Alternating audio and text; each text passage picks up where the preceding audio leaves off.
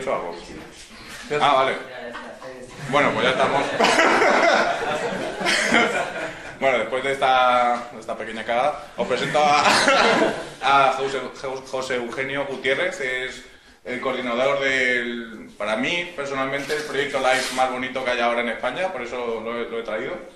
Y no lo toméis por mí, me acabo de confesar, lo voy a decir, que Pedro Jordano, que es uno de los mejores ecólogos de España, también lo tiene como proyecto favorito, y es de los pocos proyectos que ha puesto en acuerdo desde a ONGs conservacionistas, a científicos de primer nivel y a olivareros, a agricultores del sector. Y nada, aparte de ser coordinador del proyecto LIFE Olivares Vivos, es director, no, delegado de Sea Over Life. Los que no la conocéis, estudiar biología otra vez, de Sea Over Life en Andalucía. Así que nada, José Eugenio, pues todos tuyos. Pues nada, pues buenas tardes y muchísimas gracias por vuestra presencia. Yo voy a hablar de Olivares Vivos, que como ha dicho Santi, pues es un proyecto LIFE, y vamos a hablar del problema de biodiversidad en la agricultura, porque bueno, charla va enfocada que se ha trabajado mucho en restauración de medios naturales o naturales entre comillas, pero no se ha hecho mucho en los agrosistemas, ¿no? Entonces vamos a hablar de la pérdida de biodiversidad en la agricultura y lo vamos a enfocar todo a un cultivo que en la región mediterránea, como veremos, pues tiene una importancia trascendental, ¿no? La charla también está enfocada a vosotros, pero también a un actor fundamental en todo esto del ecosistema, que es el agricultor, ¿no? Entonces, a lo largo de la charla yo voy a meter algunas convicciones, alguna evidencia científica de que trabajar a favor de la naturaleza es más rentable que trabajar en contra, y eso ayuda mucho a que el agricultor, que es el principal protagonista de toda esta historia, pues se sienta atraído por eso de restaurar la biodiversidad, ¿no? Luego algo fundamental, porque estamos hablando de un cultivo, y en los agrosistemas y en agricultura, si no hay rentabilidad, pues no hay sostenibilidad, difícilmente va a haber biodiversidad, ¿no? Entonces vamos a ver cómo se transforma, cómo se puede transformar esa biodiversidad en los agrosistemas en rentabilidad. Y luego, de una vía que es la que explora Olivares Vivos, que es rentabilizar esa recuperación de la biodiversidad en rentabilidad vía valor añadido, ¿no? Y de eso va el proyecto Olivares Vivos, ¿no? Y luego, contaré la experiencia que hemos tenido en el proyecto. El proyecto Olivares Vivos empezó en 2015, dura hasta 2020, hemos pasado el ecuador del proyecto, y os contaré qué hemos hecho en el LIFE y qué nos queda por hacer, ¿no? ¿Por qué Olivares Vivos? Primero, Olivares Vivos surge para solucionar un problema, ¿no? Y es el problema de la pérdida de la biodiversidad en el olivar, ¿no? Y Olivares Vivos y olivar porque el olivar tiene una trascendencia socioeconómica y ambiental importantísima, ¿no? Que trasciende el ámbito agrario y que el olivar conforma todo el entramado socioeconómico de la cuenca mediterránea, ¿no? Solo hablando de cifras, en España tenemos 300 millones de olivos, 2,5 millones de hectáreas, 2 millones de toneladas de aceite, 4.000 empleos directos, en Andalucía 23 millones de jornales. Es un medio agrícola fundamental a nivel socioeconómico, ¿no? Pero es que además el olivar es el cultivo más importante para la conservación de la biodiversidad en Europa, y lo es porque si veis los puntos calientes de biodiversidad que tenemos en el mundo, pues uno de ellos es la cuenca mediterránea, ¿no? Y si veis aquí es la distribución del olivo y la distribución de este punto caliente de biodiversidad en el Mediterráneo, pues vemos que se superponen casi de manera exacta, ¿no? Entonces, bueno, pues tiene mucha incidencia ambiental, pero es un cultivo que además tiene problemas ambientales, ¿no? Tiene una crisis ambiental que atraviesa el cultivo, que acaba pues, con la pérdida de millones de toneladas de suelo, ¿no? Es algo muy patente, ¿no? Que se ve. Esto es cuando hay un episodio de lluvias, como pasa el Guadalquivir por Córdoba, o sea, los millones y millones de toneladas de suelo fértil que arrastra, bueno, y las cicatrices, ¿no? que va dejando en los campos de olivar, ¿no? En el caso de Andalucía, pero claro, es extrapolable a casi todos los olivares de la cuenca mediterránea, ¿no? Esto se ha estudiado mucho, bueno, y se estiman pérdidas medias en torno a los 30 toneladas, 20-30 toneladas, pero hay zonas donde llegan a tener pérdidas de suelo que llegan a las 80 toneladas por hectárea y año, ¿no? Además, bueno, aparte de esas cicatrices, es que se está llevando el suelo fértil y eso está afectando a la producción, ¿no? O sea, se ha visto y se han hecho modelos de cómo va a afectar esa pérdida de suelo a la producción del olivar y vemos que, pues bueno, pues en distintos escenarios, en zonas de montaña, esa pérdida va a ser brutal a medio plazo, pero es que en las zonas de campiña también se está produciendo ese problema, ¿no? Además, bueno, eso es algo que todo el que vive en una zona de olivar lo ve, se cortan carreteras, se colmatan embalses, o sea, la erosión está poniendo al olivar en una situación pues bastante controlada, y vemos como en una serie de fotografías aéreas que distan 5 años cómo se produce y cómo se forma una cárcava y la cantidad de toneladas de suelo que se han perdido solo en esos 5 años, ¿no? Pero es que además, bueno, aparte del suelo, es que se está deteriorando también el paisaje del olivar. El paisaje del olivar, que pueda llegar, este paisaje multifuncional que tenía el olivar, pues también se está perdiendo, ¿no? Además, bueno, la pérdida de biodiversidad también hay. El olivar tiene problemas sanitarios, ¿no? Ahora se habla mucho de la xylella, ¿no? De esta nueva enfermedad que ha hecho estado en Italia, es muy pendiente, pero es que en Andalucía tenemos la verticilosis, que es un problema que está afectando ya a miles y miles de hectáreas. Es un hongo, ¿no? y también pues tiene problemas, ¿no? Y la mosca del olivo que también está siendo un problema, ¿no? Pero esta crisis ambiental, y eso bueno, pues es fácil explicarlo a vosotros, menos a los agricultores, ¿no? Que esa crisis ambiental que acaba de esa manera tan dramática, con esa pérdida de suelo fértil y de esa manera tan patente, comienza de una manera mucho más sutil, más silenciosa, y es con la pérdida de la biodiversidad, ¿no? De la biodiversidad y de su servicio ecosistémico. La vida que tuvo el olivar pues se ha perdido, ¿no? Se está perdiendo, y eso además es un hecho contrastado, ¿no? En Severray llevamos haciendo décadas seguimiento de aves y hemos visto como, bueno, en el olivar algunas poblaciones de aves comunes se han reducido en un 40, en un 50%, incluso se han producido muchísimas extinciones locales de aves tan emblemáticas como pueden ser el alzacola o el mochuelo, ¿no? Antes se decía cada mochuelo a su olivo, ahora habrá que decir cada mochuelo a su olivar, ¿no? Entonces, bueno, no solo es algo palpable, sino que es un hecho contrastado, ¿no?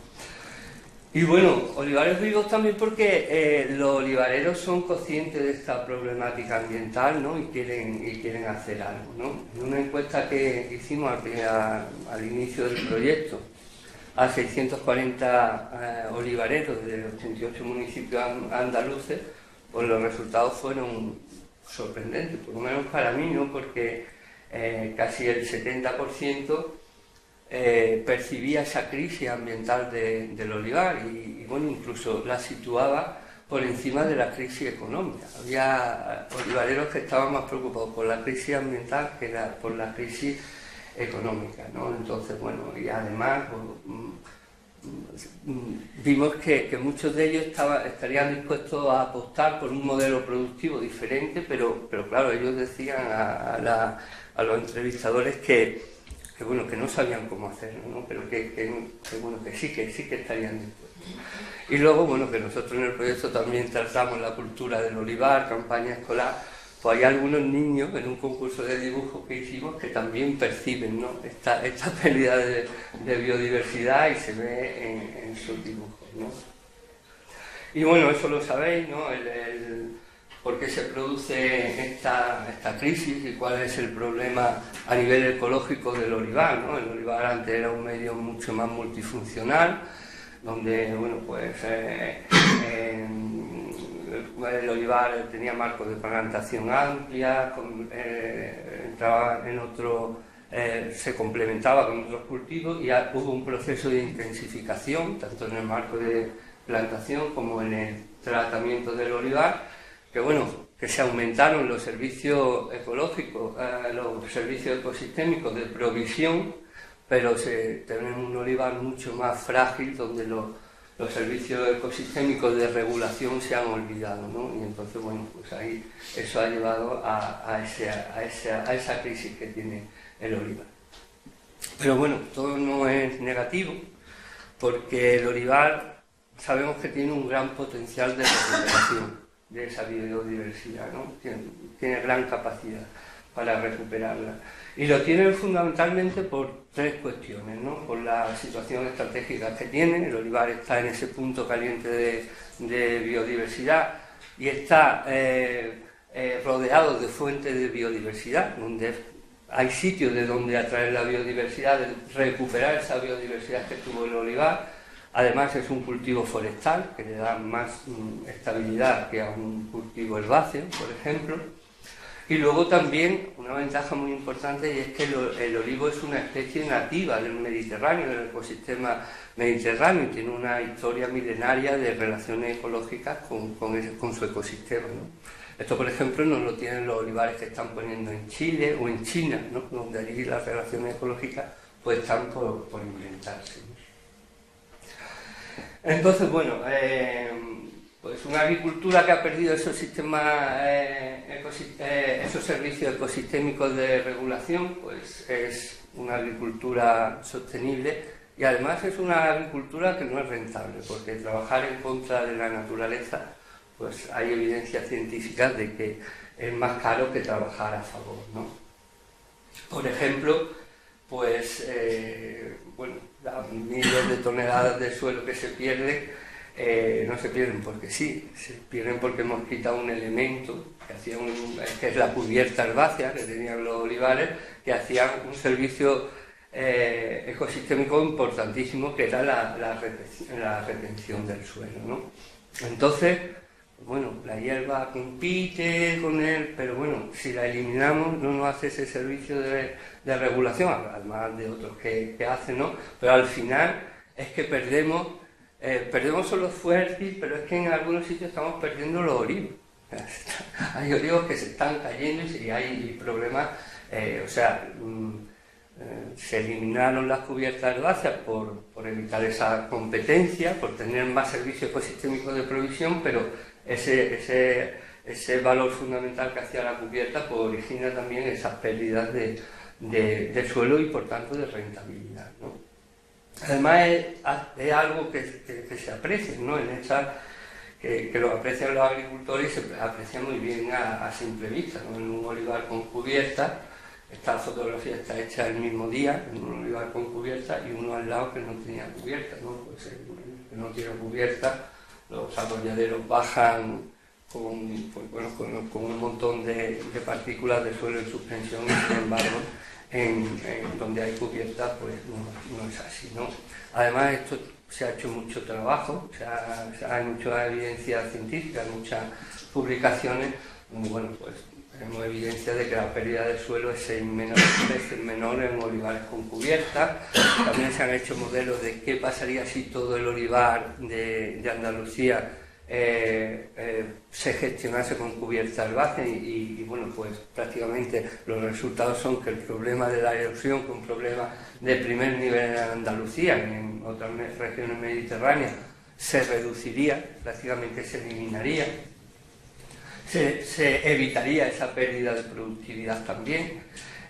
Luego también los olivares que tienen cubierta herbácea pues tienen una mayor capacidad de infiltración, de retener agua y de aprovechar el agua de la lluvia, algo que en un clima mediterráneo y en un cultivo mediterráneo pues es fundamental, ¿no?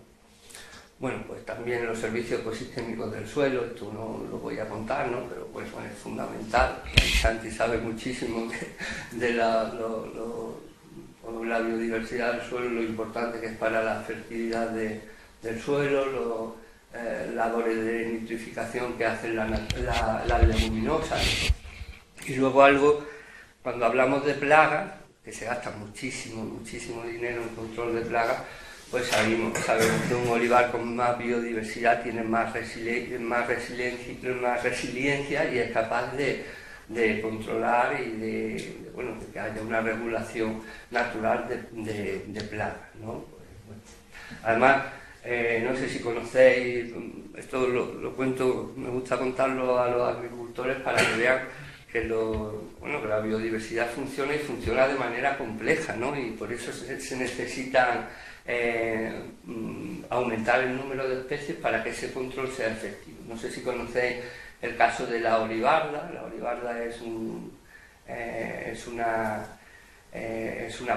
Diptrichia viscosa, es una planta además muy colonizadora, se está metiendo mucho por esas cáscadas de olivar. Y bueno, tiene una asociación con un parásito de la mosca del olivo, y de esto ya se dieron cuenta los agricultores griegos, pues se dieron cuenta que cuando quitaban esa planta de los bordes de sus cultivos allí en Grecia, pues aumentaba la incidencia de la plaga de la mosca, ¿no? Y bueno, la relación es porque esa planta es parasitada por una mosca, por otra que no hace ningún daño a la mosca del olivo, que es Myopites tirata. Pone los huevos en esa planta y la planta desarrolla una galla donde las larvas pasan muy bien el invierno. Esto en principio no afecta a la plaga de la mosca, pero es que Eupelmus urozonus, un himenóptero parasitoide de la mosca del olivo, parasita también a Myopites, y entonces cuando tenemos olivarda, la relación es compleja, pero al final se ha demostrado que se controla, es un control natural bastante efectivo de la mosca del olivo. Entonces, bueno, pues si tenemos mayor insectos auxiliares, la comunidad es más diversa y pues efectivamente podremos ahorrar insumos, y en ese sentido la comunidad de insectos auxiliares en el olivar, que está muy estudiada, pues es muy numerosa, ¿no? 300 himenópteros parasitoides, 217 especies de araña, 24 especies de hormigas. Bueno, y esto lo saben los agricultores, que ya están comprando por internet larvas de crisopa, que la venden. Entonces, bueno, pues yo compro mi larva de crisopa, pero hay que explicarle al agricultor que, bueno, que hay muchas especies que bueno, en un estadio de su... pues son muy predadoras de plagas del olivo, pero luego, pues, por ejemplo, en la fase adulta, pues se alimentan de néctar, entonces tenemos que tener muchas más cosas, ¿no? Tenemos que tener cubierta herbácea y tenemos que tener más biodiversidad para que esos superpredadores de plagas funcionen, ¿no?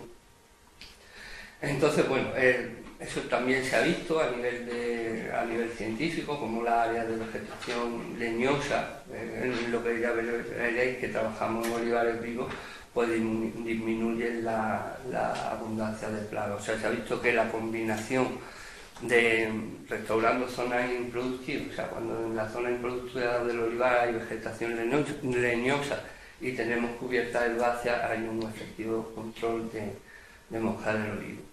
Nosotros estamos estudiando también los servicios ecosistémicos de las aves, pero hay un estudio muy bonito ya en Pomarada, en cultivos de manzana en Oviedo, donde, bueno, pues lo podéis buscar, pero las principales conclusiones es que las aves disminuyeron en un 80% la cantidad de artrópodos y disminuyeron en un 70% el ataque de una plaga que allí es terrorífica, que es el pulgón ceniciento. O sea, se están midiendo y se conocen los servicios de esta biodiversidad.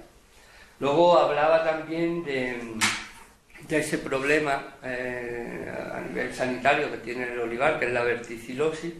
Pues también se ha demostrado como cuando el olivar existe una cubierta herbácea que incluye ciertas crucíferas, pues disminuye mucho el nivel de inóculo y se mitiga bastante el nivel de afección de la verticilosis y sobre todo la extensión de la verticilosis en el olivar, ¿no? Entonces, bueno, al final, esto que dicen los agricultores de, claro, pero la hierba luego compite con el agua. Hay también un montón de estudios que ven que cuando las cubiertas herbáceas se manejan bien, pues no tienen por qué acabar afectando a la competencia por el agua, ¿no? Y al final, pues bueno, esas cubiertas herbáceas van a evitar esa pérdida de suelo y por consiguiente esa pérdida de productividad y también a través del ahorro de insumos, ¿no? Entonces es que esto es muy importante que lo sepan los agricultores, porque tenemos evidencia científica de que la biodiversidad pues, y los servicios en ecosistémica por sí solos ya pueden hacer más rentable un cultivo, ¿no? Pero ¿cómo se transforma esa biodiversidad en rentabilidad, ¿no? La que estamos hablando esta, ¿no? La de ahorro de insumos. Si yo tengo servicios ecosistémicos que me fertilizan el suelo y me controlan plagas, pues voy a gastar menos en insumos y al final la rentabilidad va a ser mayor, ¿no? Luego también hay algo muy importante en el olivar y sobre todo en el olivar de secano, en el olivar, pues las subvenciones son muy importantes para los agricultores y la tendencia que tienen las políticas agrarias, en la política agraria comunitaria es la de pagar por servicios ambientales. O sea, si el olivar que tenga más biodiversidad va a estar mejor preparado para recibir esas ayudas de la política agraria comunitaria, ¿no? Pero a veces puede que no sea suficiente, ¿no? Puede ser que no es suficiente pues bueno, la subvención, porque luego los agricultores están sujetos a las normas del mercado, ¿no? Entonces muchas veces las condiciones del mercado, el año pasado el aceite estaba más caro, ahora ya está más y esas oscilaciones hacen que en el olivar hay otro problema aparte del ambiental, que es la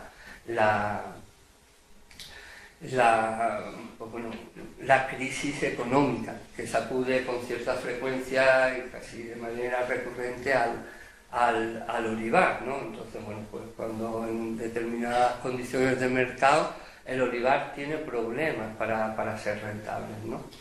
Y entonces la producción convencional, tal como se hace, pues el agricultor está atado de pies y manos. Lo que hace es coge su cosecha, la lleva a las cooperativas y se pone a rezar a ver cómo va a ser el precio del aceite ese año, ¿no? Entonces hay un problema bastante importante, que es el económico en el olivar, y que cuando pensamos en trabajar en el olivar lo tenemos que tener en cuenta.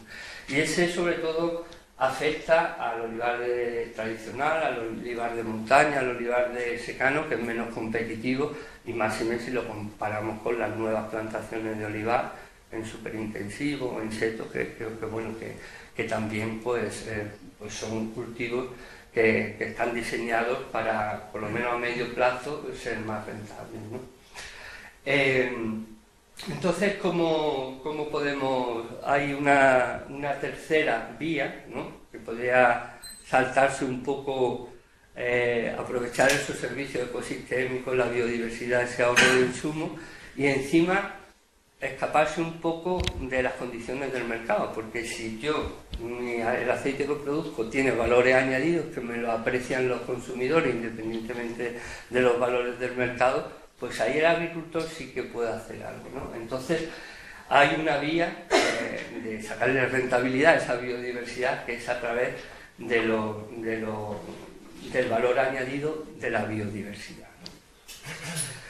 Y esto además puede tener futuro, porque Olivares Vivos también trata de responder a ese hecho incontestable, que cada vez hay un mayor interés de los ciudadanos y las instituciones por la conservación de la biodiversidad, ¿no?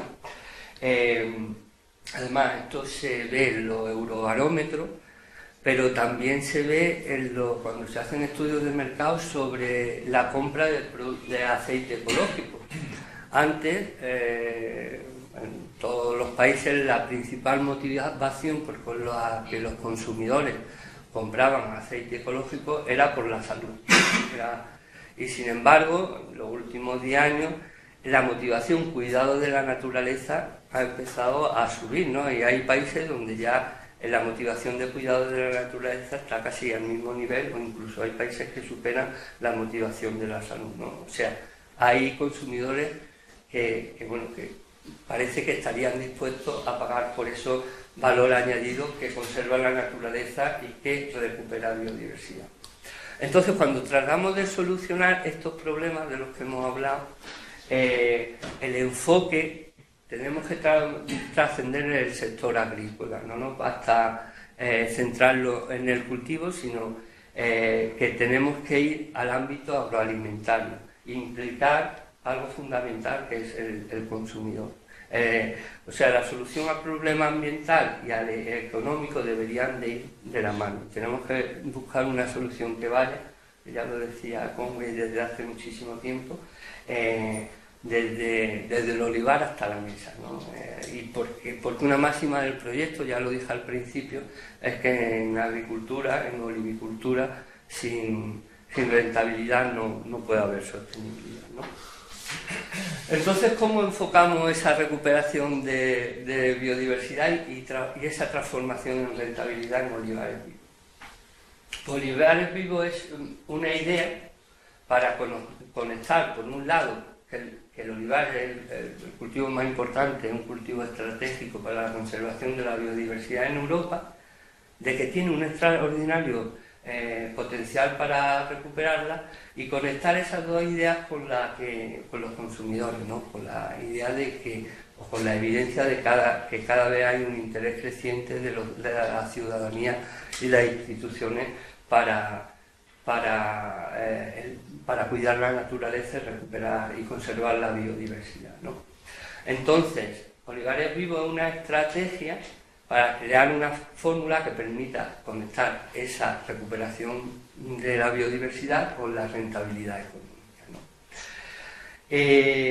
¿Cómo planteamos hacerlo? Pues diseñando y certificando científicamente un modelo de olivicultura que sea rentable y compatible con la conservación de la naturaleza, y posicionándolo a través de una marca de garantía, este modelo productivo con un valor rentable en el mercado del aceite. Esa es la estrategia y la idea en la que se basa el proyecto Olivares Vivos, ¿no? Entonces, Olivares Vivos es un proyecto muy bonito, es que dice la gente, por lo menos, pero también es un modelo de negocio, y esto es muy importante, ¿no? O sea, nosotros estamos... cuando pensamos en olivares vivos, pensamos en olivares con más fauna, con más flora, pero pensamos en olivares rentables, y para eso tenemos que tener un modelo de negocio pensado para que funcione durante el proyecto y para que funcione cuando se externalice este modelo de olivicultura más allá del proyecto, en la etapa post-life, ¿no? Entonces, bueno, pues Olivares Vivos también es un modelo de olivicultura con más biodiversidad, con más rentabilidad. Lema del proyecto: olivares reconciliados con la biodiversidad. Van a ser olivareros trabajando a favor de la naturaleza y no trabajando en contra, aprovechando todos los servicios ecosistémicos. Y Olivares también Vivos es una vía de entrada a la multifuncionalidad del olivar, porque nosotros creemos que también para aprovechar el patrimonio ambiental de esos olivares vivos tenemos que aprovechar su patrimonio cultural, porque el olivar, si algo tiene también, es el patrimonio cultural, ¿no? Entonces, bueno, pues en Olivares Vivos creemos que forman un tándem muy interesante y también trabajamos para recuperar esa cultura del olivar y también para aprender de cosas que se hacían en el olivar que ya no se hacen y que podían ser muy aplicables a este modelo de olivicultura. Cuando hablo de esto, muchos agricultores dicen: bueno, entonces Olivares Vivos, que volver a hacerlo como antes. No, esto es un proyecto de innovación. Nuestro modelo de olivicultura es nuevo. Lo que pasa que nosotros en el olivar hemos corrido mucho, o sea, en el olivar ahora a nivel de elaboración de aceite, de producir buenos aceites, pues estamos antes solo lo hacían los italianos y ahora pues España está a un nivel impresionante. Propio Jaén, que era donde solo salían cisternas y aceite a granel, pues ahora hay olivares aceites que se producen en Jaén que están puntuados entre los mejores del mundo, ¿no? Pero entre los 5 mejores del mundo, ¿no? Entonces, hemos avanzado mucho a la almazara, en la contaminación de la almazara, pero en ese camino de tanto correr no hemos mirado para atrás, ¿no? Y hemos dejado de hacer cosas que tenían mucho sentido en el olivar y que podían contribuir parte de esa cultura olvidada a ese modelo de olivicultura que nosotros queremos diseñar, ¿no? Entonces, por eso es muy importante también nuestro lema en el proyecto de que el olivar es mucho más que aceituna, y para eso pues se lo tenemos que enseñar a los niños. Los niños de los pueblos olivareros viven rodeados de olivar, pero nunca han ido al olivar, y si van algunos es solo a coger aceitunas. Entonces pues les tenemos que enseñar que el olivar es mucho más que eso, y que también en el olivar se pueden hacer muchas otras cosas, entre otras cosas puede desarrollar el oleoturismo y ver pues otras potencialidades que tiene el olivar, ¿no? Por eso, la veíamos esta mañana, pero esta unidad didáctica la creamos para niños de quinto, sexto de primaria, y trata de conjugar lo que os trataba de explicar a través de 2 personajes, ¿no? Un niño que es Olivio, que viene del pasado y que ha conocido pues toda la biodiversidad del olivar, la multifuncionalidad que tenía el olivar, y otro personaje que es Aceituna, que sueña, es una aceituna súper moderna, que sueña con ser un aceite gourmet, ¿no? Y entonces ellos van dialogando para esa conjunción, ¿no? Para que el olivar del futuro pues conjugue lo mejor que tenía ese olivar del que viene Olivio y lo moderno, ¿no? Y los avances que tenemos en el olivar, ¿no? Entonces, Olivares Vivos también van a ser aceites producidos en olivares con una contribución certificada. Muy importante el aval científico que va a tener esa certificación. Entonces van a ser aceites certificados con una certificación de ese aporte a la biodiversidad, y que van a abrir nuevos nichos de mercado, además nichos de mercado que pueden ir un poco sueltos, ¿no? de esa tiranía de los grandes mercados, ¿no? Entonces generarán nuevos nichos de mercado que vendrán muy bien al aceite, ¿no? Y va a ser también una opción de consumo, ¿no? Va a ser una razón más para consumir el aceite de oliva. Sabéis, que cada vez que se investiga más sobre las propiedades del aceite de oliva virgen extra, pues van saliendo cada vez más cosas. Pues aparte de ser un alimento extraordinario para la salud, pues va a haber un aceite que contribuya a la conservación de la biodiversidad. Pero eso que era una idea, ahora afortunadamente es un proyecto live con financiación, que es lo importante de estas ideas, ¿no? Entonces, es un proyecto live que, como dije, empezó a finales de 2015, acaba a finales de 2020, lo coordina la Sociedad Española de Ornitología, y luego pues tenemos como socios en el proyecto a la Diputación de Jaén, a la Universidad de Jaén, con 2 departamentos de investigación, uno de ecología y otro de mercado, porque es muy importante luego vender este aceite que queremos producir en estos y que hay que investigar pues, la mejor estrategia de comercialización para que ese aceite de oliva virgen extra producido en olivares vivos pues haga rentable esa recuperación de la biodiversidad, ¿no? Y también está el Consejo Superior de Investigaciones Científicas, como os decía, y yo quiero recalcar, es un proyecto que tiene gran parte del presupuesto se dedica a la investigación y a generar esa base científica que apoye a esta certificación que queremos tener, ¿no? Luego también nos cofinancia la Fundación Patrimonio Comunal Olivarero y la Interprofesional del Aceite de Oliva. Es un proyecto, como decía, 5 años y con un presupuesto de 2.856.000 euros, del que el 60% es una financiación europea, ¿no? Bueno, ¿y qué hemos hecho en este proyecto y qué os puedo contar de nuestra experiencia en este recorrido de poco más de 3 años por Olivares Vivos, ¿no? Pues bueno, Olivares Vivos es un proyecto que tiene 38 acciones para primero saber el punto de partida. Primero tenemos que saber cuánta vida tiene el olivar, ¿no? De dónde partimos. Entonces, bueno, pues lo primero que se hizo, una de las primeras acciones, fue ese diagnóstico inicial de la biodiversidad del olivar. Para eso seleccionamos 20 olivares demostrativos a lo largo de todo el eje de olivar que hay en Andalucía, para que bueno, los resultados tuvieran potencia estadística y fueran replicables, ¿no? Entonces, cogimos olivares de distinto tipo, o sea, olivares con distintos contextos paisajísticos en cuanto a heterogeneidad del paisaje y también en cuanto a su grado de extensificación. Cogemos olivares en intensivo hasta olivares que eran bastante parecidos a esas, ¿no? En todo ese gradiente de geográfico, ¿no? Cada olivar tiene su olivar control, evidentemente, eso es fundamental. Por tanto, al final, lo que estamos haciendo, estamos trabajando en realidad en 40 olivares donde empezamos a medir la biodiversidad.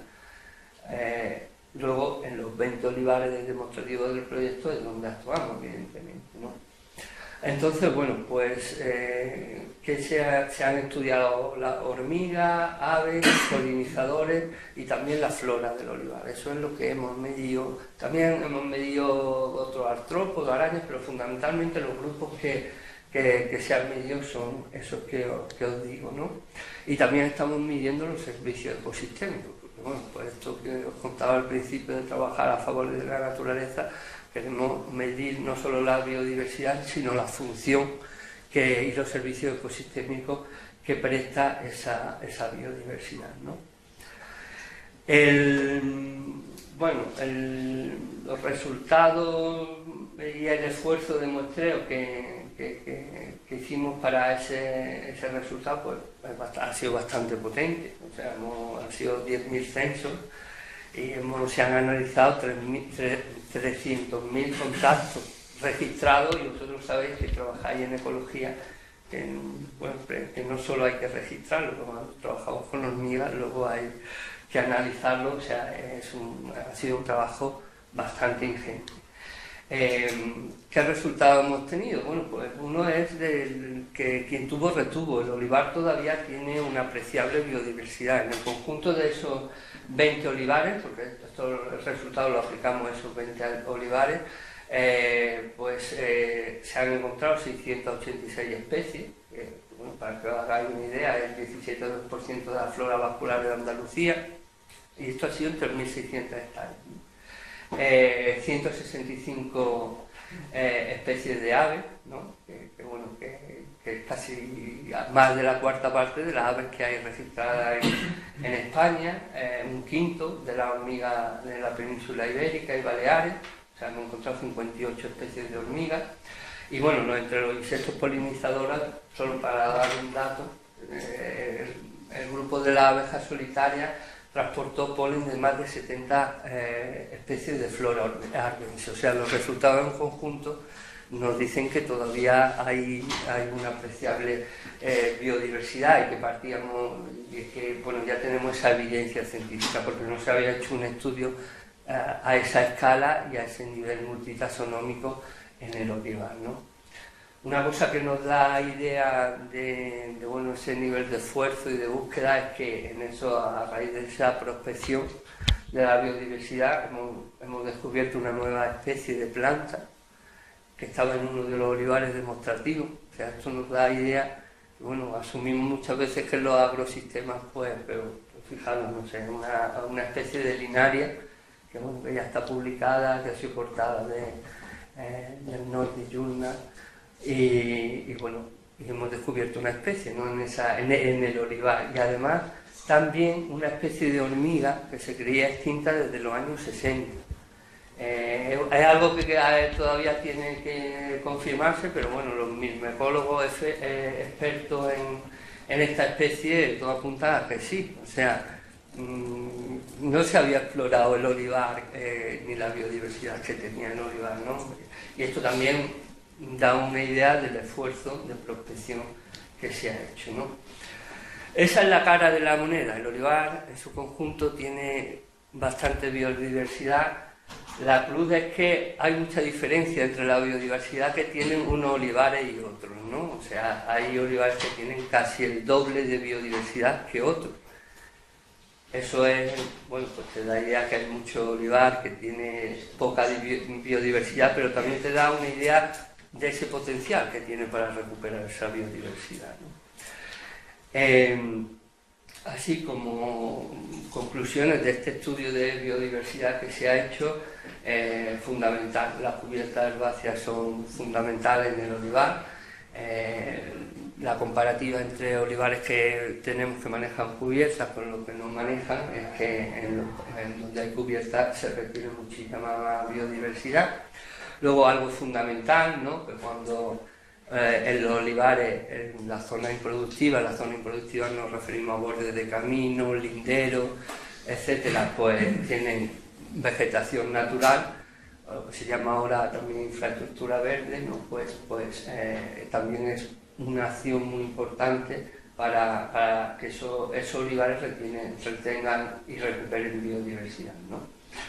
Y desde ese punto de vista, el enfoque que teníamos en el proyecto de actuar cubierta herbácea y restauración de zonas improductivas, pues sería algo fundamental para implementarlo a través de políticas agroambientales para que ese olivar pues recupere esa biodiversidad. Luego también hemos visto que distintos grupos faunísticos responden de manera distinta a las características del olivar. Entonces, algunas actuaciones que enfocamos a determinados grupos de especies, pues también pueden aumentar aún más esa biodiversidad, ¿no? Bueno, ya tenemos ese estudio de biodiversidad en los 20 olivares, en su control, y en cada olivar demostrativo, pues ahora nosotros hacemos un plan para recuperar biodiversidad. O sea, un plan donde pues nos analizamos el terreno, sabemos lo que hay, y bueno, planteamos una serie de actuaciones para recuperar esa biodiversidad. Y algo aquí fundamental es que ese plan de actuación se haga codo con codo con el olivarero, porque nosotros hacemos una propuesta de máximo. Aquí en esto vamos a poner un seto, aquí vamos a plantar, y bueno, luego te llega el olivarero y te dice, sí, pero aquí déjame un paso para el tractor, aquí, en fin, hay que combinar, y al final pues tenemos un plan para actuar, ¿no? Y luego, pues lo que hemos hecho es, conocemos la biodiversidad, tenemos un plan de trabajo, pues vamos a trabajar, ¿no? Sabemos lo que tenemos que hacer en un olivar, y luego pues hay otro grupo de acciones que han sido las que han puesto en marcha esos planes de actuación, y muchos de esos trabajos los hemos hecho a través de un plan de voluntariado, porque nos parecía muy importante implicar a la sociedad de alguna manera en el proyecto y que la gente fuese a trabajar al olivar. Al principio parecía una idea un poco arriesgada, porque hasta ahora el voluntariado ambiental casi siempre pues se ha ido a zonas naturales, voy de voluntario a Sierra Nevada, a la Albufera, a Doñana, pero irse a trabajar al olivar, que ya a partir de mayo va a hacer... Pues la verdad es que, bueno, también contábamos con la experiencia de SEO Verdad y pues al final, bueno, hemos tenido voluntarios de sobra y más de 500, un montón de solicitudes de toda España, de países, y hemos hecho al final, Carlos, ¿cuántos campos de voluntariado en total? 21 campos de voluntariado que, bueno, que han ido muy bien, ¿no? También luego hemos completado trabajo con cuadrillas profesionales, ¿no? Porque crear empleo verde también es algo importante, ¿no? Como estoy haciendo un máster en restauración, pues os voy a explicar con un poco más de detenimiento qué medidas hemos llevado a cabo tanto en las zonas productivas, en las cubiertas herbáceas, como en la restauración de zonas improductivas, ¿no? Una fundamental es caballo de batalla ha sido el manejo de las cubiertas herbáceas, o sea, y además es el cambio más grande que han tenido que hacer algunos olivareros que llevaban una gestión histórica de herbicidas, de suelos desnudos, a dejar hierba, ¿no? Pues ahí hemos hecho, había varias medidas, ¿no? Primero era el cambio general, que en olivares pequeños tenía que ser en todo el olivar demostrativo, en olivares grandes se pedía una superficie, en torno al 30%, entonces hay cambios generales, se pidió a los olivares demostrativos que tenían suelos desnudos que cambiaran a dejar de utilizar herbicidas. Luego también, pues otras medidas han sido en olivares que ya tenían cubierta herbácea y que a lo mejor estaba la cubierta herbácea con poca diversidad, pues en zonas que no generaran erosión hemos removido el suelo para movilizar bancos de semillas, eso era otra actuación, dejar la vegetación en torno al tronco del olivo. Luego hemos hecho siembras también, o sea, siembra en zona productiva para diversificar esa diversidad de la cubierta herbácea. Y bueno, y luego también, pues, bueno, hemos sembrado en bordes también, y luego al final también incluso hemos llevado alguna experiencia de siembra de cereal en calles de olivar, en zona productiva, ¿no? O sea, hay un olivar que tiene un marco abierto, que bueno, que lo utilizan algunas aves esteparias, y hemos hecho también esa siembra de cereal, ¿no? El cambio general de la cubierta herbácea, algo impresionante, al principio cuesta, pero bueno, ya estas fotos son de la primavera pasada, está en una parcela de dos hermanos, esta está en olivares vivos y esta no. Entonces, bueno, ya empieza a verse ese cambio por sí que deja la cubierta herbácea. Luego, dejar algunas zonas sin arar, sin cortar o pastorear, para dejar semillas en ocasiones, y otras para que sirvan de refugio a determinadas especies, ¿no? También, lo que os decía, ese arado superficial, porque bueno, al principio, cuando las primeras cubiertas que salen, estas de segundo año, pero bueno, suelen ser poco diversas, y entonces, bueno, por lo que hacemos mover el banco de semillas, en otros... Normalmente cuando el olivar es de regadío es dejar esa vegetación en torno al tronco del olivo, y también esa siembra de semillas nativas en zonas productivas, ¿no? Pues es una manera de bueno, dejar esas bandas que se marcan y que se dejan semillar para que de una manera natural pues luego haya la dispersión de semillas y se enriquezca esa cubierta herbácea, ¿no? Y algunas fotografías de uno de los olivares demostrativos. Y bueno, en este olivar sembramos en bandas, siguiendo líneas clave, curvas de nivel, para enriquecer y para hacer esa siembra de semillas, ¿no?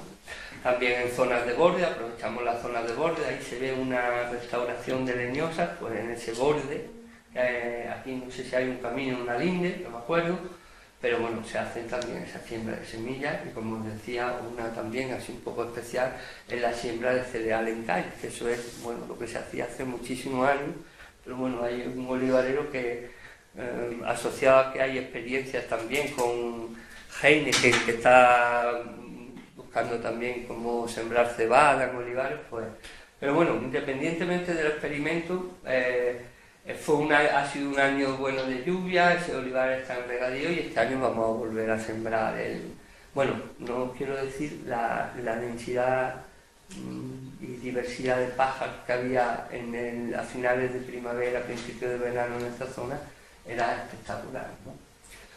Entonces, bueno, pues los cambios ya se ven, ¿no? Ya se ven y bueno, lo hablábamos antes, que muchos olivareros cuando ya ven la cubierta así, y ven el suyo así, porque aquí no se forman cárcavas, no se forman, pues se quedan diciendo, claro, si a mí me gustaría, lo que pasa que claro, es que... Y porque es verdad que cuando tú tienes un historial de herbicidas, encima herbicidas residuales, las primeras cubiertas que te salen son muy poco, pues te salen los resistentes a los herbicidas, te salen muy pocas y entonces son cubiertas que dice el olivarero, esto no me sirve para nada. Pero claro, en este olivar pasó lo mismo, tuvo paciencia y bueno, pues ya va viendo una cubierta, bueno, pues que ya veis la diferencia, ¿no? Esto es muy importante contarlo,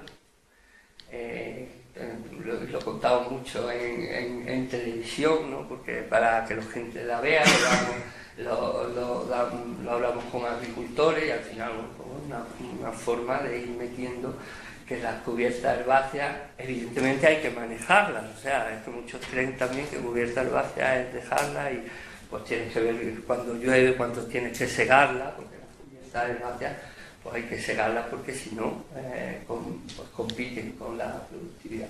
Bueno, y es uno de los cambios más patentes, ¿no? En ese olivar antes no había insectos y cuando vienen las cubiertas herbáceas, pues hay insectos.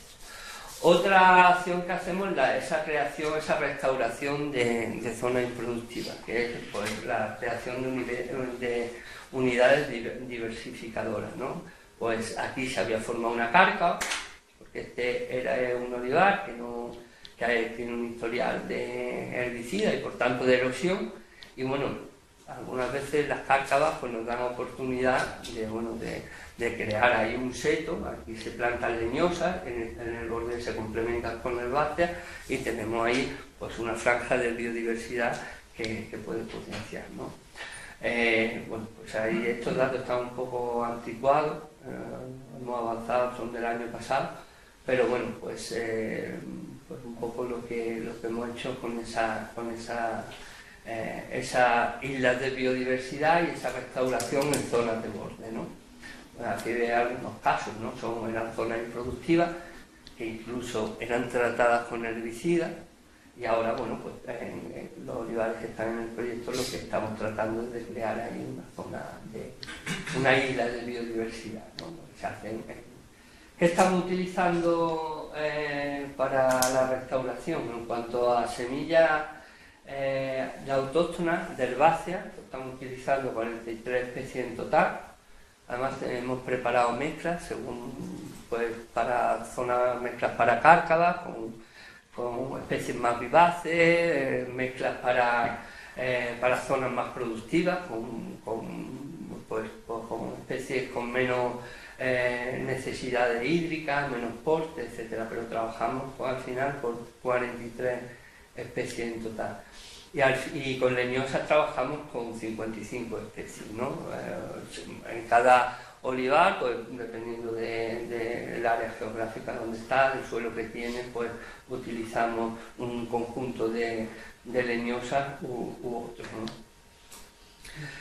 Entonces, bueno, pues con eso también los bordes eran fundamentales, además que retenían mucho suelo y además que creaban biodiversidad, entonces, bueno, pues también eso es una actuación pues, que está teniendo resultados muy buenos en el proyecto, ¿no?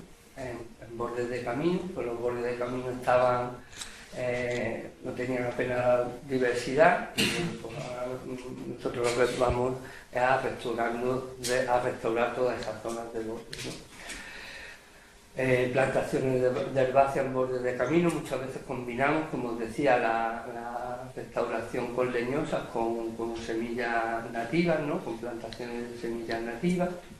Y luego algo que está dando muy buen resultado es la revegetación de esa red hídrica, que en realidad, bueno, ya son esas cárcavas que se han hecho por efecto de erosión en el olivar. En este sentido, bueno, no hay mal que bien no venga, y lo que hacemos es utilizar, porque al final pues tenemos un espacio bastante grande para restaurar, ¿no? Y para crear biodiversidad. Además, estos huecos que se ven aquí aquí había un olivo, y es que el olivo se ha caído aquí por efecto de la erosión, ¿no?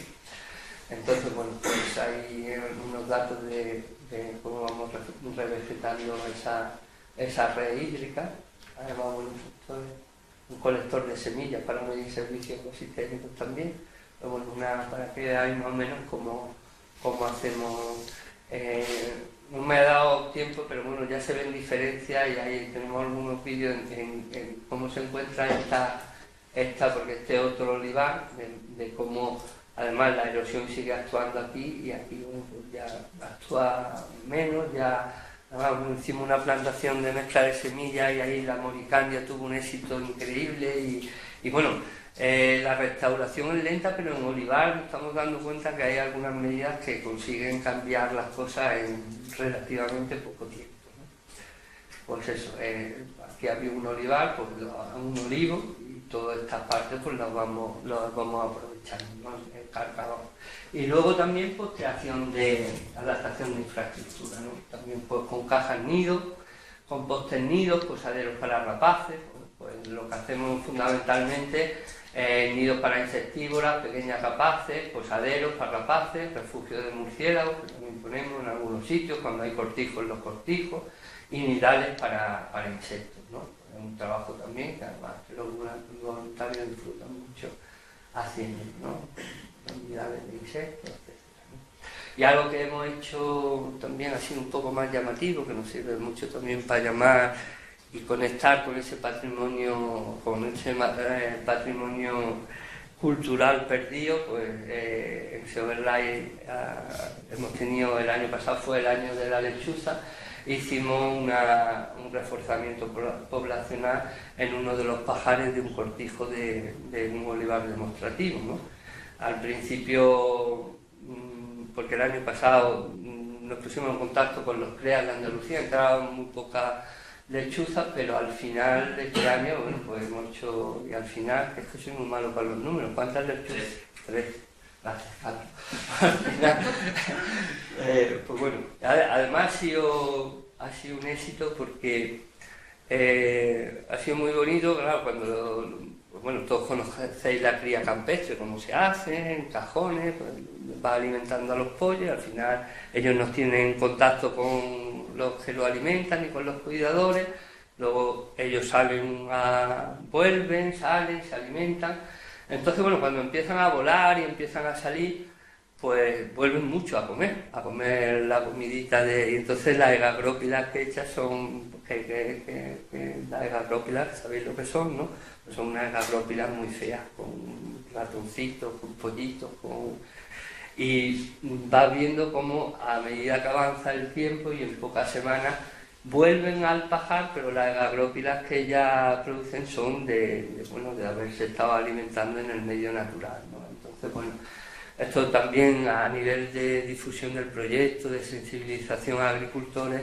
Bueno, ahora que todo el mundo quiere lechuza también pero también es bonito, ¿no? Por el poema de Machado, sobre el olivar se vio a la lechuza volar y volar. Desde Baeza, que estuvo Machado, se ve donde hemos hecho esta actuación. Estas cosas también son importantes porque bueno, porque la gente en general en los pueblos echa de menos esa lechuza y esa. Entonces, bueno, luego también otras actuaciones han sido la adaptación de la balsa de riego, construcción de charcas y bebederos, que ha sido impresionante. En uno hasta han entrado Sapillo Pintojo, que en esa zona estaba, yo diría, casi en peligro de extinción a nivel local. Y bueno, se decía que en el olivar era un medio donde los anfibios, bueno, pero todas las charcas que hemos puesto no han entrado anfibios. Y luego hacen un efecto también de bebedero, pues fundamental, ¿no? Entonces, bueno, esos son ya todos los olivares tienen algunas charcas están hechas con una membrana impermeable, una EPDM, hasta compatible con la biodiversidad, y otras la hacemos de forma natural para que siga el ciclo completo, se seque, etcétera, ¿no? Algunas charcas son muy grandes, los olivareros nos han dado sus medios para hacer las charcas más grandes, otras son más pequeñitas, en fin, cada una adaptada a su olivar, ¿no? Entonces, bueno, pues aquí vemos, por ejemplo, esta y aquí esta restauración con leñosas, que aquí hay herbáceas naturales, pero este olivar lo conocía yo hace unos años y había un seto de quercinia aquí impresionante, ¿no? Es lo que tratamos de reproducir otra vez, ¿no? Pues algunas charcas, y lo que os decía, pues, no sé, ver rápidamente cómo lo aprovecha la fauna, ¿no?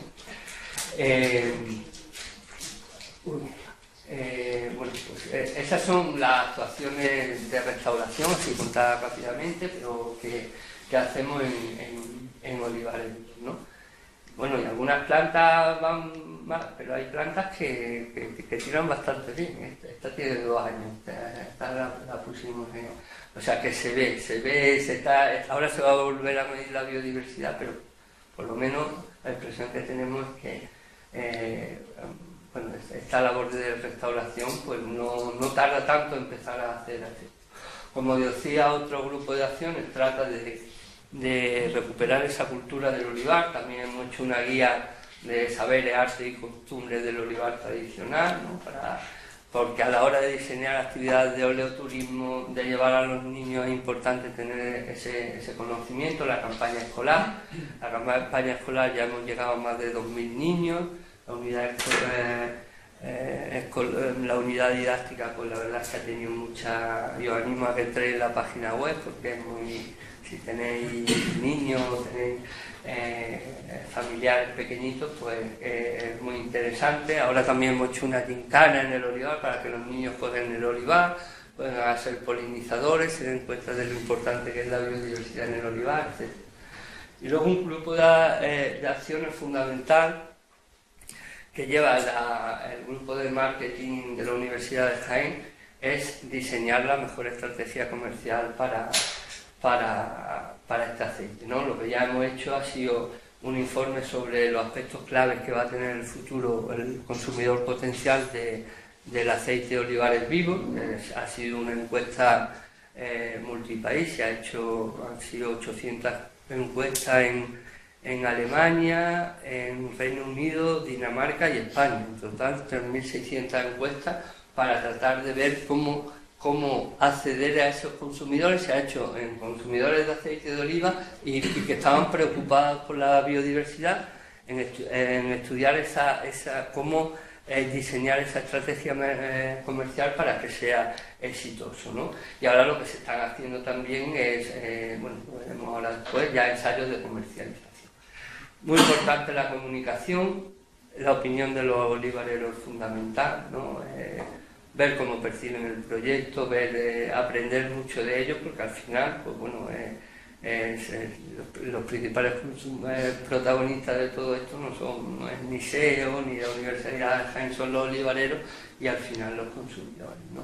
Pero bueno, tratamos mucho tenemos las oficinas del proyecto que están en un parque tecnológico que está muy relacionado con el olivar, en Mengíbar, en Jaén, y también tenemos allí un olivar divulgativo cedido que está al lado de nuestras oficinas para enseñarle a los olivareros. Tenemos como todas estas actuaciones que hemos contado, pero en pequeñitos, como un parque temático allí para ver esos modelos de restauración y que lo vean, etc. También tenemos que difundir todo esto a nivel de las políticas agrarias, porque al final es algo que va a definir los modelos agrícolas y nosotros, bueno, estamos en el CDG, en el Grupo de Diálogo Civil del Olivar, en Bruselas, y también, pues bueno, pues vamos a trasladar todo lo que aprendamos en el proyecto Luego, a nivel local, para implicar a la población, para implicar y extender el proyecto a nivel local, se creó al principio del proyecto la red de municipios por los olivares vivos, que es un compromiso que adquieren los ayuntamientos para divulgar los valores de este modelo de olivicultura. Ya hay casi 60 o 60 y tantos municipios adscritos. ¿Y qué nos queda por hacer? Pues ahora, en esta primavera, volvemos a medir la biodiversidad en todo ese esfuerzo y ver, pues bueno, qué ha funcionado, qué no, qué medidas de restauración ha funcionado, cómo se ha comportado la biodiversidad en olivares que tenían tal grado de intensificación, tal grado de complejidad paisajística, etcétera. Y ahora ya empezamos el mes que viene a hacer ensayos de comercialización real en puntos de venta, o sea, porque los estudios, pero a ver cómo se comporta el consumidor en el lineal. Ya vamos a poner aceite en conversión a olivares vivos, porque todavía no está certificado, pero vamos a ver cómo se comporta de forma real con esos aceites, ¿no? Y bueno, nos queda que hacer una guía de recomendaciones enfocada a la restauración del olivar. La vamos a enfocar fundamentalmente a los agricultores, pero yo creo que va a servir para todo aquel que se interese en restaurar agrosistemas leñosos, y también una guía de recomendaciones para implementar la recuperación y la conservación de biodiversidad en el olivar a nivel de la política agraria comunitaria, ¿no? Una vez que terminemos, tendremos que externalizar el proyecto para que sea sostenible, para que vaya más allá del LIFE, y al final una reflexión, ¿no? que bueno, al final dependemos de todos vosotros, dependemos de los consumidores, ¿no? que muchas veces tienen opciones de compra y no se preocupan en promover, se quejan del estado de los agrosistemas, pero luego no se preocupan en comprar aquellos productos alimentarios que de verdad pues conservan la biodiversidad. Entonces, bueno, aprovecho para hacer un llamamiento de que si no consumís aceite de oliva virgen extra, lo consumáis, y cuando lo consumáis, que os fijéis de dónde viene, qué valores añadidos tiene y con esa opción de compra cómo podéis contribuir a la conservación de la biodiversidad. Y bueno, esto es todo lo que os quería contar.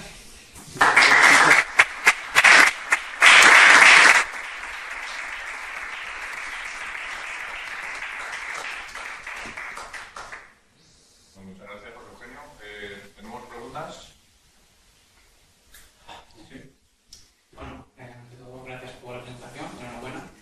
Y mi pregunta era si habéis podido determinar alguna diferencia en la productividad entre estos campos actualizados y otros que usen estas técnicas de arado y herbicidas. Sí, no me he parado de detallar todas las acciones del proyecto, porque son 38, pero una de ellas es el impacto en la productividad de este modelo de olivicultura. O sea, nosotros estamos midiendo también una serie de la producción y la rentabilidad, o sea, no solo producción, sino insumos también, en una serie histórica para ver cómo impacta este modelo de olivicultura en lo que tú dices, la rentabilidad y también la productividad. Nosotros creemos que uno de los fuertes de este modelo es que, por los costes que hemos estimado, incrementar biodiversidad es económico, apenas impacta los costes de producción, entonces es una ventaja muy grande del modelo, ¿no? Porque y lo que tenemos que ahora es ver cómo se comporta ese valor añadido, porque están las dos patas. Primero, pues que el modelo no incremente significativamente los costes de producción, y luego que el valor añadido sea capaz de rentabilizar ese coste de producción y también lo que serán costes de certificación. Por eso también es muy importante ese conocimiento científico para saber cuáles son los mejores indicadores, cómo diseñar el sistema de certificación, etcétera. Pero sí que estamos midiendo productividad. Y también hablábamos de lo que tú decías, que me parece muy buena buena aportación de compararlo con el área de influencia de ese olivar, ¿no? Lo podemos hacer a través de la productividad que hayan tenido las cooperativas en eso. O sea, estamos viendo que lo podemos hacer. No solo ya medir cómo ha cambiado la productividad al adoptar el modelo, sino cómo se ha comportado, como tú decías, con su área de influencia.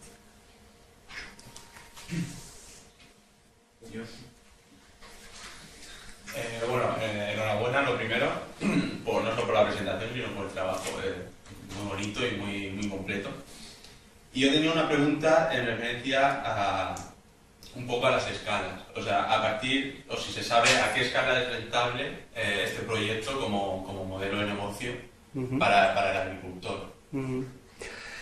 Bueno, no sé si a nivel de extensión o de hectáreas o a nivel de producción, a partir de más o menos. O sea, si al agricultor, pero el agricultor en plan en zonas más,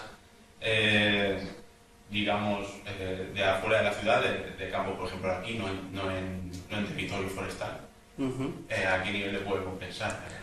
Nosotros creemos que al principio, nuestra idea, al principio de la selección de los olivares, íbamos a seleccionar olivares desde medianitos hasta más de medianitos, ¿no? Pero como la superficie media del olivar en Andalucía y en España, que no va más allá de las 3 hectáreas, 4 hectáreas, pues dijimos que teníamos que coger olivares pequeñitos. Entonces nos hacíamos esa pregunta, ¿no? Alguien que tenga un olivar de 3 hectáreas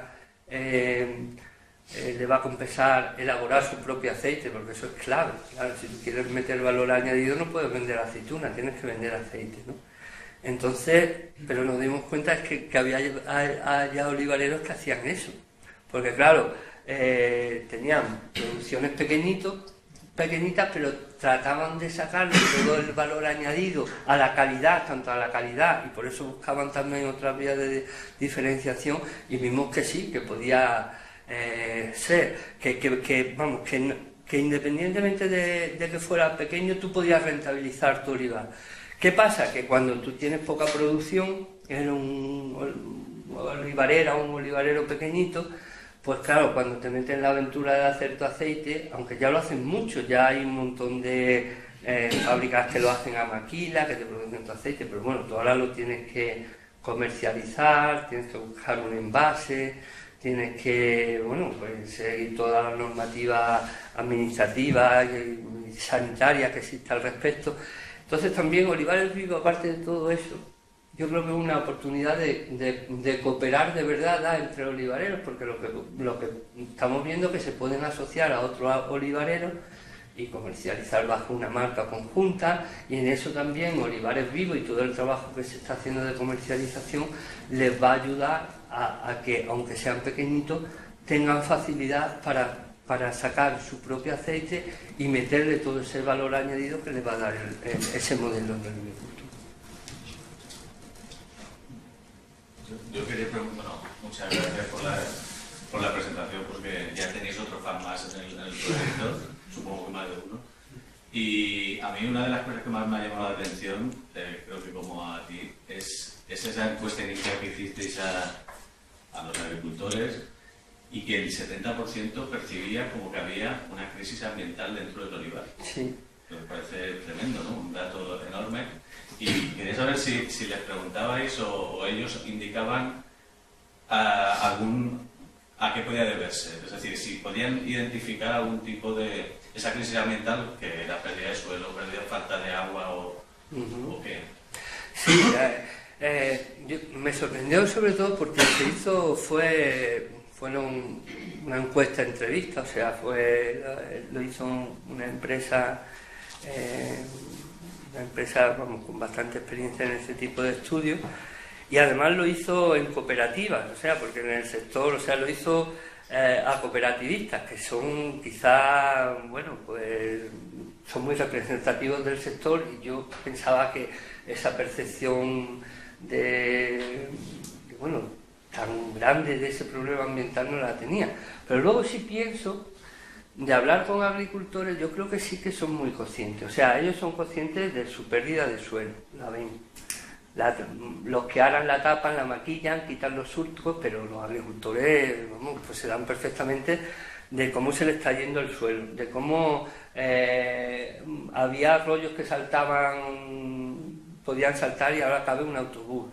O sea, se están dando cuenta de todo eso. Y hablando con muchos de ellos dicen, yo he oído a olivareros decir, porque no se puede hablar de olivar, hay muchísimos tipos de olivar, pero de este olivar tipo que está con problemas de erosión y todo eso, me decía un agricultor, sí, es que hay que ver el olivar que le vamos a dejar a nuestro hijo, pero es que, ¿qué hacemos? O sea, ellos están metidos en una dinámica y tenemos que tener en cuenta que los experimentos en agricultura son complicados, o sea, la decisión de un olivarero a cambiar, a dejar cubierta herbácea, pues es lógico que tenga un temor a que tenga una pérdida de producción, porque el que es agricultor profesional, con lo que se le saca a los olivos, le paga las carreras a sus hijos, paga no sé qué, entonces ellos, yo creo que si salían la encuesta, les gustaría tener otro modelo productivo,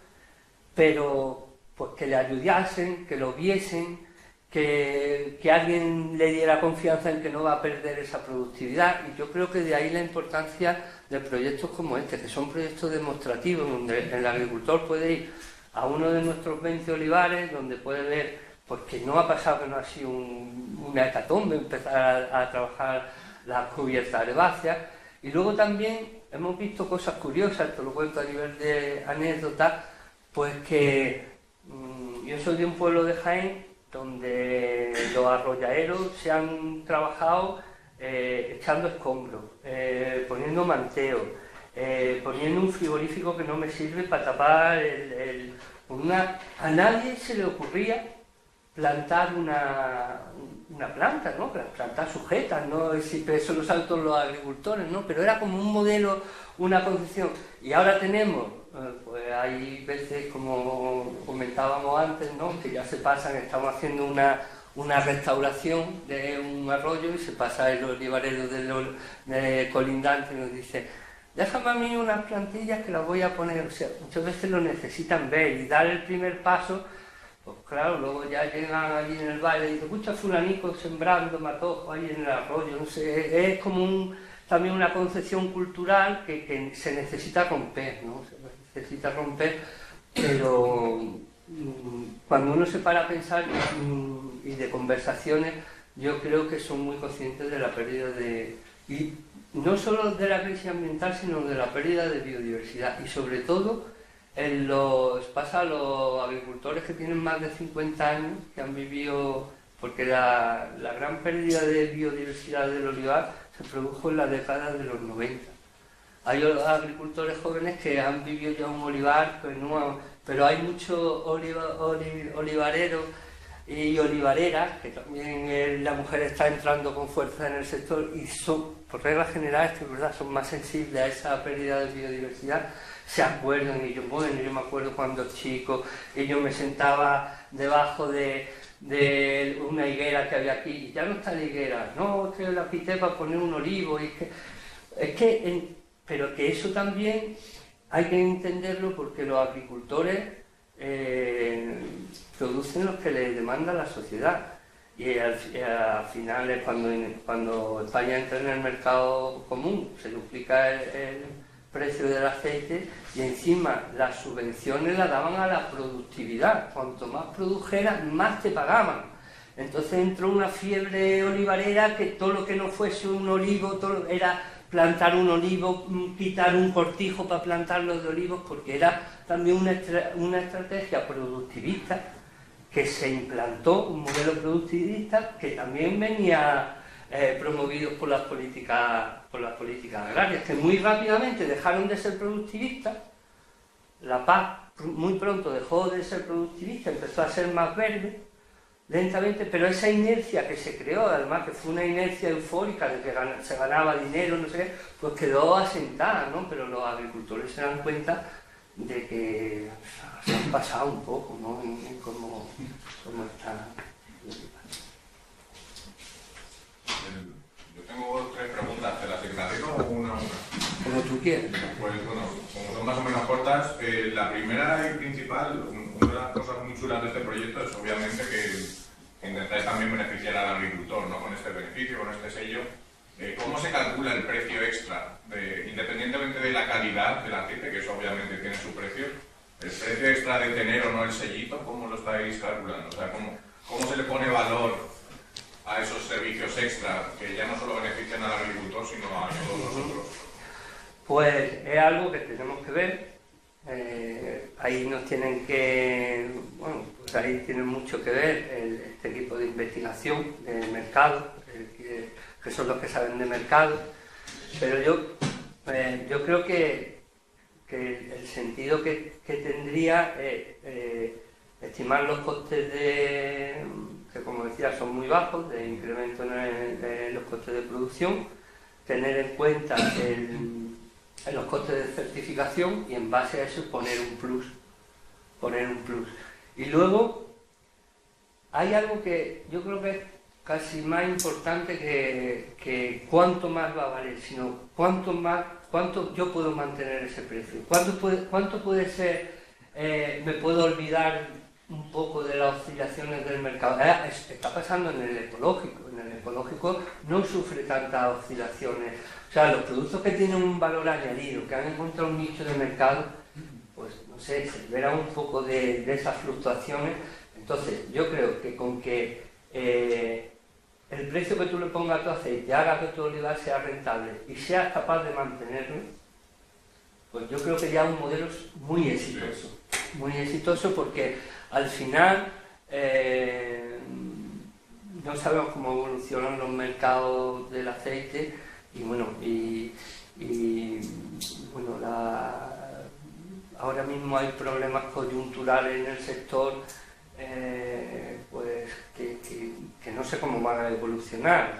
De todas maneras, hay un dato muy curioso, yo lo ponía el otro día en un tuit, ¿no? Porque ahora se dice que la vía de rentabilidad y del futuro del olivar está en la intensificación.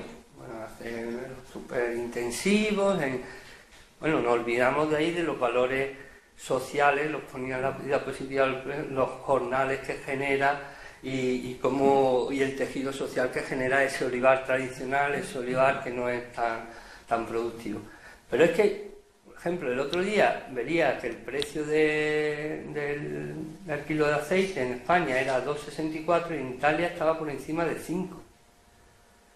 Y yo decía, ¿de verdad el único camino es la intensificación? Es que nos queda un montón de recorrido en saber valorar lo que se está produciendo, esos aceites extraordinarios que se están produciendo, pero claro, es un camino lento que es difícil saber porque ahí juega mucho el consumidor y tienes que crear mercado, tienes que crear pues consumidores que conozcan, pues que hay otros problemas como es que los consumidores no tienen mucho conocimiento sobre el aceite de oliva. Eso no sabemos cómo va a evolucionar. Yo creo que a lo mejor, ¿no? Ahí está trabajando mucha gente para eso, ¿no? Pero yo creo que lo importante es calcularlo de forma que te sea rentable, que sea un precio justo en función y que además conseguir que sea estable en el tiempo. Y después la otra pregunta, en otro de los seminarios, de David Moreno, que lo mencionaba Carlos antes, se hablaba de la deuda de restauración, ¿no? Tú hablas de los agricultores que trabajaban en los 50, los 60, que recuerdan, ¿no? Unos niveles de biodiversidad, digamos, que ya se han perdido, y ahora estáis restaurando y estáis viendo que esta biodiversidad responde, pero obviamente para llegar a esos niveles que ya nadie recuerda o nadie cuantificó en su momento, aún queda un tiempo. Entonces me preguntaba si habéis calculado esta deuda de restauración, este tiempo que tardas desde que empiezas a restaurar hasta que recuperas. Tú también mencionabas la cubierta herbácea, ¿no? Que los primeros años, desde que paras el herbicida, tarda un tiempo en llegar. Si habéis calculado ese tiempo y si varía tanto con el grupo taxonómico que miráis como con el servicio ecosistémico que miréis. Pues yo creo que aparte depende de otros factores que se nos escapan y que se puede ver como cómo abordarlos, pero cuando hablamos de restauración a nivel de paisaje, es que el olivar se ha transformado de una manera brutal. O sea, el olivar ahora en muchos sitios es un monocultivo, cuanto antes, bueno, pues en muchos sitios todavía había la tríada mediterránea de vid, cereal, y en otras zonas era más bien cereal y olivar. Entonces volver a esos niveles de agricultura más, de paisajes más en mosaico, pues bueno, pues me imagino que habrá maneras de hacer aproximaciones. Ahora, si hablamos de ese olivar que había a principios de los 90, mi impresión que cuando maneja, si el modelo se replica, también depende de eso, ¿no? Porque claro, no es lo mismo que tú tengas 20 olivares dispersos, que ahora, pues bueno, esa lista, esa base de 130 olivareros que quieren entrar, pues eso aumentará mucho ya la velocidad de restauración y de estos mismos olivares que estamos trabajando. Entonces, la huella yo ahora no te sabría decir cuánto tiempo puede... Lo que sí te diría que hay algunos olivares que van a estar casi mejor diseñados que los de los años 90, entonces no sé, depende del contexto paisajístico, pero yo me imagino que hay olivares cerca de fuentes de biodiversidad que incluso van a poder tener a lo mejor más biodiversidad que antes de los... Y relaciona un poco con esto, ya la última. Cuando decidías las 38 acciones que tenéis como listada, vosotros llegáis a un olivar de demostración y dices, bueno, pues aquí vamos a hacer de las 38, voy a coger estas 5. ¿Cómo lo decidís? Por ejemplo, ¿cómo decidís si vais a poner un nido percha, un nido para murciélagos? ¿Qué tipo de charca? ¿Qué tipo de plantación? ¿Si van a ser leñosas, herbáceas? Pues por discriminación, porque en principio, como lo hacemos es de esas medidas que hemos dicho, ¿no? Pues vamos a tratar de ponerlas todas, ¿no? Entonces, bueno, pues empieza a discriminar. O sea, hay olivares. Primero, lo que hacíamos es un estudio muy detallado a nivel del cartográfico y luego del terreno, de la disponibilidad de zonas improductivas, bueno, era mucho más fácil actuar en olivares ondulados, que siempre te generan más zonas improductivas que en olivares más llanos. Entonces, la disponibilidad de zonas improductivas ya te marca lo que tienes que hacer. A la hora de cajas nido, pues hemos visto que tenemos que ver cómo las cajas nido para insectívoros funcionan mejor.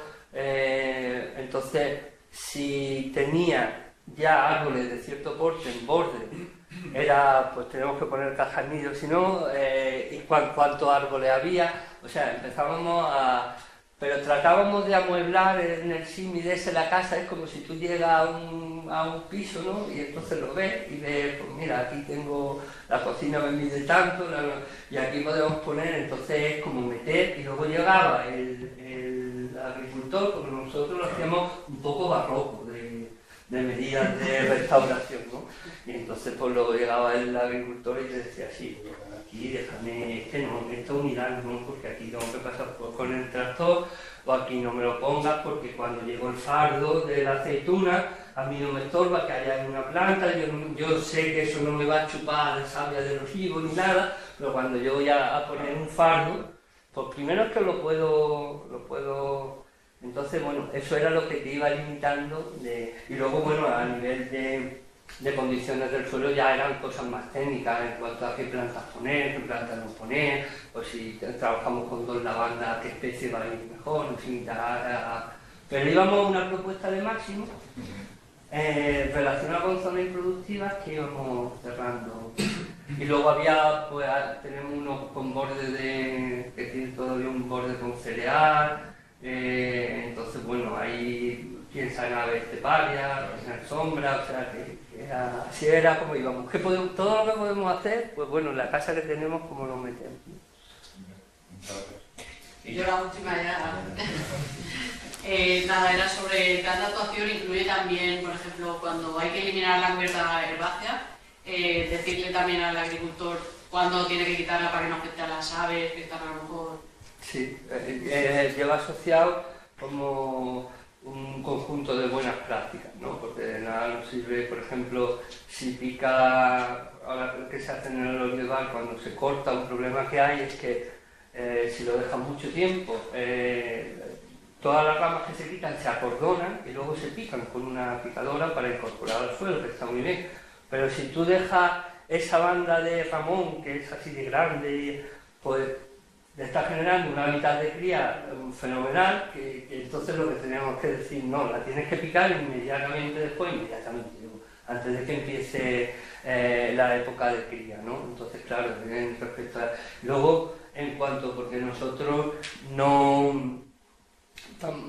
O sea, nosotros vamos a... pero salvo la cubierta herbácea y cómo gestionarla, o sea, que la tiene que segar por medios mecánicos, a nivel de fitosanitarios y todo eso no entramos, ¿no? Pero sí que hablamos desde el principio, vamos rumbo a la biodiversidad, de nada les sirve que tú hagas esto, de que ellos también, el compromiso que adquieren es regar las plantaciones en verano, con medios propios, ¿no? De nada sirve que haga esto si luego te pasa echando en época de cría, si le vas de cerca, o sea que claro que sí, le damos ese manual de buenas prácticas, pero de forma subjetiva lo que sí te puedo decir, o casi objetiva, es que cuando entran en tener una plantación, empiezan a verla como otra parte de su plantación y se preocupan, o algunos le están poniendo riego por goteo, yo solo, a los bordes, otros tienen un concepto que los tienes que parar porque en una banda, bueno, no está ahí, pero hicimos un seto, pero tenía una composición herbácea muy interesante, ¿no? Pero claro, él con su mentalidad de olivarero, le puso riego a todo lo que plantamos, que había unos teucrios, unos romeros, pero se compró una desbrozadora para quitarle la competencia entonces él le dice, no, deja la hierba, porque la hierba también, pero que cuando se meten en esa vía lo entienden muy bien y en realidad, pues bueno, hay gente que te cuesta más trabajo, pues uno para que deje el 30% de la ESA, pues ves que está... pero ya lo que ha pasado es que unos que empezaron por un trozo van dejando más, porque lo van viendo poco a poco, cuando tus olivales tienes grandes, o sea, que hay esa colaboración, que hay esas recomendaciones de buenas prácticas, pero yo creo que empieza a haber una conciencia rápidamente de pensar y de... No voy a desbrozar, ya mucha gente voy a desbrozar porque si no se me van a criar las perdices, o sea que empieza a haber esa conciencia también, aparte de esos consejos. Yo tenía una última pregunta también, y un poco en el sentido este de estrategias de actuación en otros olivares. Has comentado que hay, en el primer muestro que hiciste de biodiversidad, había olivares con mucha biodiversidad y otros con muy poca. Mi pregunta era si habéis encontrado una relación de a qué se debe, o sea, si era por el tiempo que iba cultivándose en las zonas de menos biodiversidad o el tipo de manejo que había unos y otros, porque si coincidían en algo, las que tenían menos biodiversidad y se diferenciaban de las que menos, que podían ayudar un poco a si se conoce, poder ver en qué estado está otros olivares, ¿no? Que se puedan... Fundamentalmente se debía a los que manejaban cubiertas herbáceas, o sea, los olivares que en el proyecto llevaban un historial de manejar la cubierta herbácea, pues tenían más biodiversidad que otros. Eso marcaba la diferencia a un gran nivel, ¿no? Y luego también un segundo factor importante el grado de complejidad paisajística. O sea, si los olivares que tenemos en los bordes de las estribaciones de la Sierra de Segura o de la Sierra de Grazalema, pues son olivares que están en un contexto más de sierra, con más diversidad, con más intercalación de zonas de vegetación natural, que eso ya también marcaba la diferencia. Pero fundamentalmente son esos factores: manejo de cubierta herbácea y grado de heterogeneidad paisajística. Y luego, bueno, relacionado con eso viene la intensificación del cultivo. Normalmente es que eso va asociado, el olivarero que ya deja cubierta herbácea, incluso algunos que tenemos en ecológico, pues lógicamente tiene un tratamiento más extensivo de su olivar que uno que lo tenía de forma convencional con uso de herbicidas. Bueno, pues yo creo que ya